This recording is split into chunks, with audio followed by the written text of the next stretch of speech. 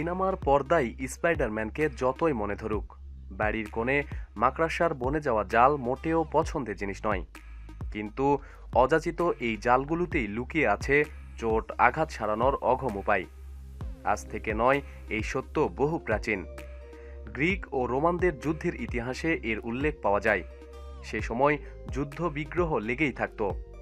সৈন্যদের চোট আঘাত লাগা নিয়মিত ঘটনা ছিল।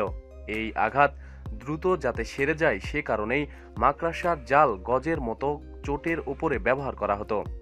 এতে নাকি ঔষধের থেকেও ভালো কাজ হতো।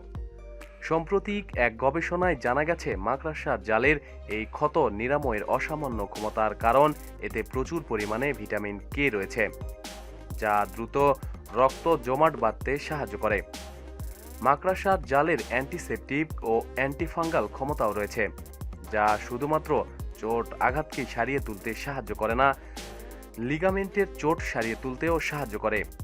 এমনকি অঙ্গ প্রতিস্থাপনের ক্ষেত্রেও এর অবদান অনস্বীকার্য। তবে খেয়াল রাখতে হবে মাকড়সার জালটি যেন অপরিষ্কার না হয় কিংবা বিষাক্ত না হয়। এর জন্য কি করতে হবে? যেখান থেকে মাকড়সার জাল সংগ্রহ করবেন দেখে নিতে হবে সেখানে যেন ব্ল্যাক উইডো কিংবা অন্য কোনো বিষাক্ত প্রাণী রয়েছে কিনা। আর ভালো করে দেখে নিতে হবে জালে যেন কোনো নোংরা কিছু আটকে না থাকে। তারপর জালটিকে গুটিয়ে গজের মতো করে নিতে হবে এবং চোটের উপরে লাগিয়ে তাতে ব্যান্ডেজ বেঁধে দিতে হবে। বাস, নিমিষে ব্যথা উধাও।